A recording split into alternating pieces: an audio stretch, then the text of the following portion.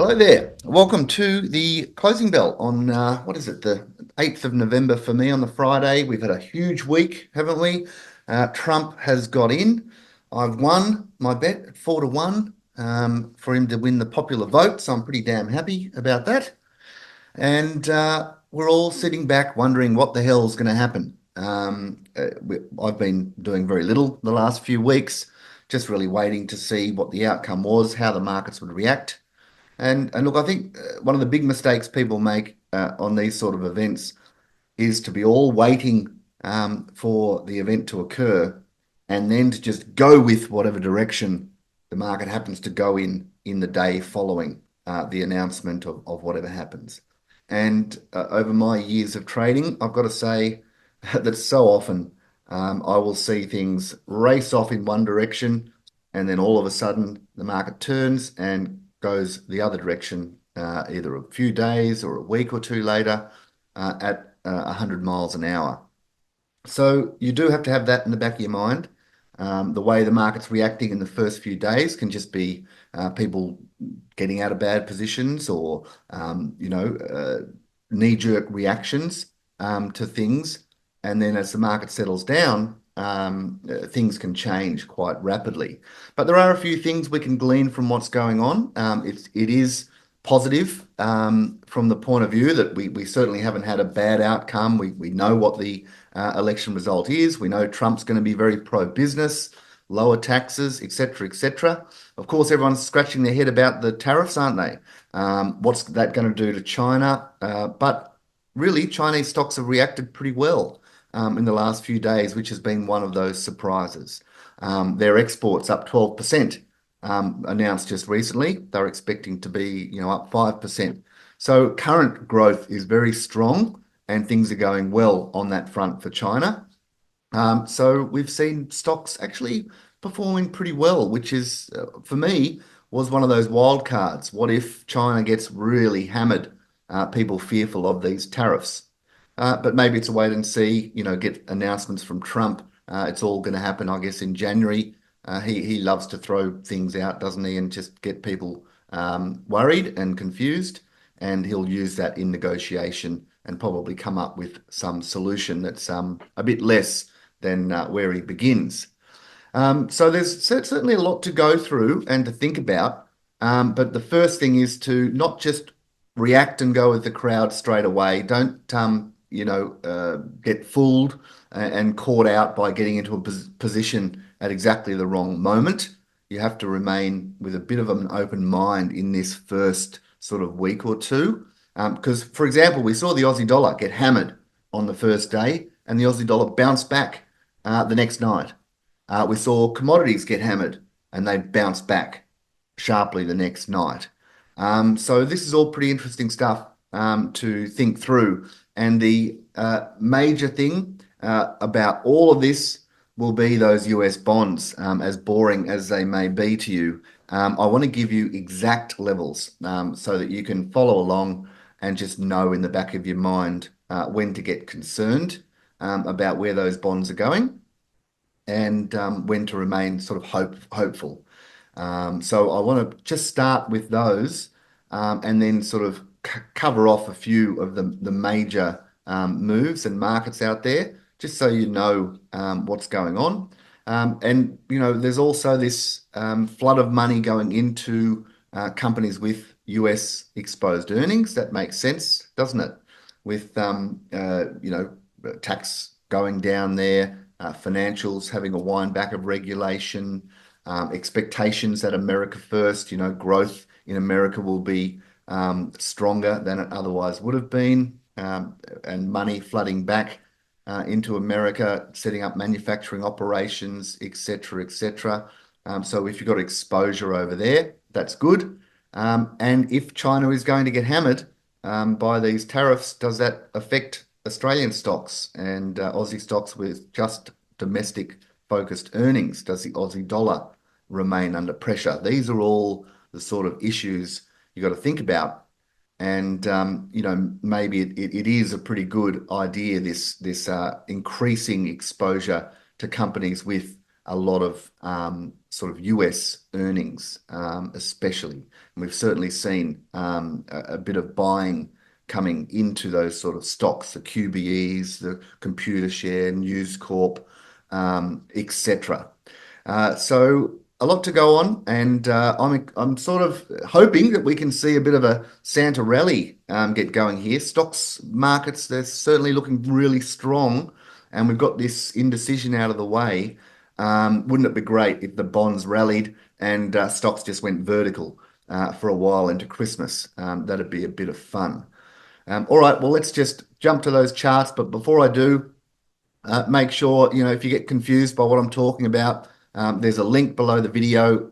It's to my 6 lessons. It's just a document that outlines the key things that I think you need to know as an investor, which most investors don't know. It's my years of experience, which I'm really showing you and teaching you. And you can follow along in these videos much better if you have had a read of that document. So if you've got a spare few minutes, click on that link to the 6 lessons below the video and have a read of that. Otherwise, let's jump to the video. Okay, I want to make this really simple for you so that you've just got something in the back of your head about what to think about as the market moves forward.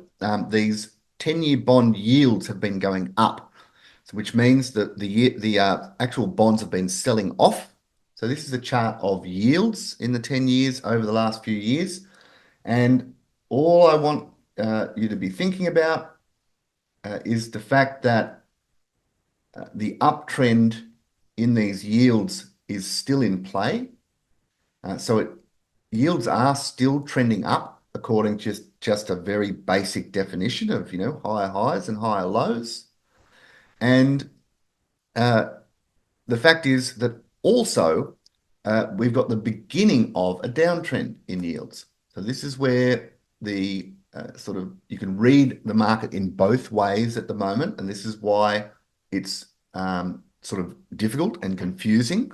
But it's really important to understand this process so that you can get a sense of when one or the other takes precedent. And so that's why I want to leave you with this idea of when to get concerned about these 10-year bond yields. They've moved from around 3.6% just in the last few months up to about 4.4% after the election. So that's, nearly a percent move higher in the 10-year bond yield, even though they've lowered rates by 50 basis points recently. So that's a bit of a weird move. And the fear, of course, is Trump lowering taxes, spending lots of money, needing to issue lots of debt to pay for things with a bigger deficit. And so the bonds, a big flood of supply. And when you've got a big flood of supply, yields need to go up to soak up that supply. So that's where you've got these yields going higher. And that's the fear. But this may be a knee-jerk reaction. This selling going into it, and maybe they've gone too far. And, we may be getting to a point where the buying comes back in and rates, we had 25 basis point rate cut, etc. We may be getting to a point where we're going to see a big move down in yields from this point. So this is where I'm saying to you to have in the back of your mind what the key levels are so you know when to get concerned. And the major point with this one is that if this downtrend in yields is going to continue from this 5% level, so we've got the 5% level it reached in late 23 or whatever it was, and we've also got if you're looking at each wave here going down, there's that most recent major high. So they're the two levels that if yields head back above there, that's when I start to get concerned that the beginnings of this downtrend are no longer really in play. So we see yields breaking up through there, and especially up through 5%. That really confirms that this uptrend in yields, which has been going on for the last however many years, is ongoing. And who knows how high yields will go. So that's where I just want to say to you, as we go forward, really, it's not until the 10 years start heading above that high, which is 4.75, let's say 4.75%. So that's really my first line in the sand. If the 10-year bond yield goes above there in the short term, stocks will start to take notice and they will struggle. And especially if the 10-year bond yield goes above 5%. So we've got a little range here, which we can say, right, if bonds go above there, um, things look different. It could be dangerous. But while they remain below that level, I will give this current downtrend in yields the benefit of the doubt. And, where it is now is sort of in that sell zone area of the most recent wave. So that's, don't get too technical, but there's that wave there. And I'm looking at the 75 to 87% retracement of that. So it's sort of in that area where I'd expect the buying to come in if the yield is going down. So this is why it's quite interesting watching this over the next few weeks. Is the bond yield now getting too high? Will the buyers come back in? Rates are dropping. Uh, we need to hear about all of these tariffs, et cetera, which could impact inflation in the short term. And, really how much is he going to follow through? How big are the deficits going to be? How many bonds do they need to issue, et cetera, et cetera. So much still to find out. But there's just a nice little line in the sand for you.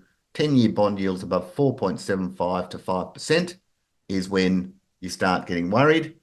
And as long as it remains below there, I'm going to remain sort of hopeful that really the buying in the bonds should step in and the yields should start to fall again before long. And if we get that sort of an outcome, if we do see these bonds rallying strongly in this short term, that can really set up a catapult for stocks to really take off.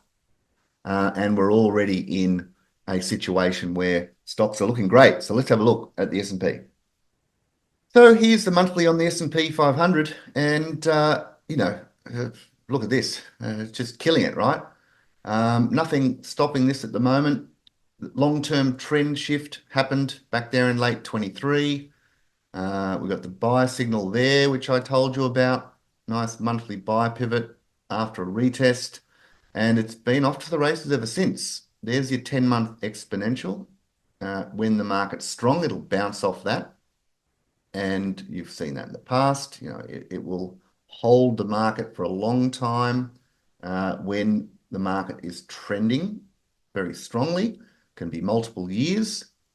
So as long as that 10-month exponential holds, we've got to just stay positive, haven't we? And based on, my sort of theory of how these things move, we've got that major wave from 2020 to 2022. It then sold off to the point of control exactly. So there's your midpoint of that wave, and then it's gone off for another wave to the upside. So it's really trending hard. But the only resistance level I can find is that level, which is the Fibonacci level outside that range. So the 618, which is up at 6,400. So that's another 400 points before you'd even say there's any major resistance. We could be there by Christmas, the way this thing's looking, and with Trumpy getting in. So, from that point of view, there's just nothing to stop this US market at the moment, unless those bonds really do collapse and you see those yields heading above 5% in the short term. That's about the only thing that I could think is going to stop this train. It is really getting moving now, and we're going into the Santa rally period. So, from that point of view, everything looking pretty hot.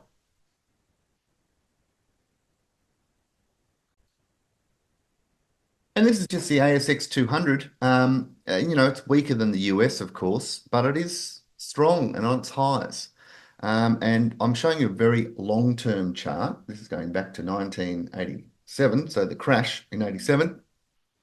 And just to point out that our market really has only just gotten above the highs from '07.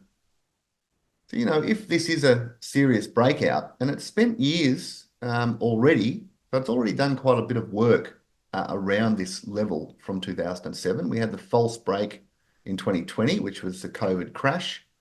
And then we've spent a few years just oscillating around the range, trying to figure out whether it was going to be a false break or a continuation.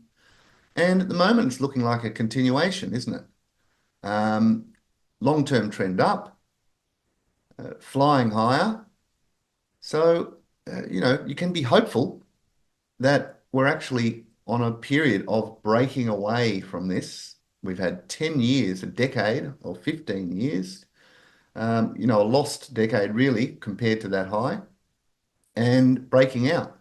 So, what we want to see is something like this, of course. But even if it's something like that, multiple years of trending, just a different dynamic from this sort of hell we were in for 2 years of just going nowhere. So it's just different market conditions. That can all change any moment, of course. It's only a day or two after the election. If things reverse next week, don't get cranky at me.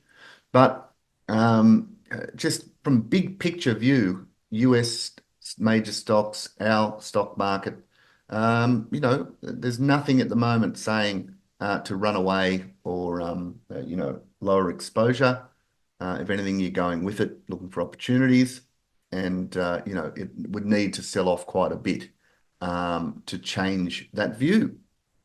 And I just thought I'd finish off today with a look at a stock or two that are seeing the buying pressure after the announcement on the election. Offshore earnings in the US is sort of the theme. I'm sure you've been reading about it. QBE, for example, I think up to 40% of earnings US based, and also, as rates rise, they've got a positive sort of correlation to that. They're sort of can make more money as rates rise as well. So they're seeing some pretty good, strong buying. That's an insurance group, of course. And big picture, this is a very long-term chart for them. They've been in a consolidation pattern for quite a long time, have been sort of stuck in this range for what, nearly 10 years or more. And it looks like they're trying to break away, doesn't it? They've already been rallying, quite strongly over the last few years, and are just testing the high of the last year or so and look ready to break out. So a nice long-term uptrend in play and continuing. And you're looking at this from the point of view of long-term structure, big wave to the upside, and then we're heading off to the next major wave to the upside. So that sort of thing's looking interesting. Even things like News Corp, of course, looking really strong and taking off like a rocket with the announcement, breaking out from consolidation pattern over the last year and looking like it wants to head higher. So there are a few stocks like that with exposure to the US that are seeing strong buying pressure and look pretty good. So Computershare as well, another one. The registry, you must know who Computershare is if you're in the stock market. And that one breaking out from a high since 2022, new all-time high, and looking pretty strong on the back of this election result. So there's a couple of things there that look like they could just keep powering. I'll do some more work on them. Obviously, I keep the best ones for members of my service. If you want to learn about what I do, again, just check out that 6 lessons below and have a read. I think you'll find it interesting. I bet you'll learn something, even if you've been trading for years, about how these prices move and how people get shaken out of positions and how you can take advantage of it. All right, that's enough. I'll come back with more next week.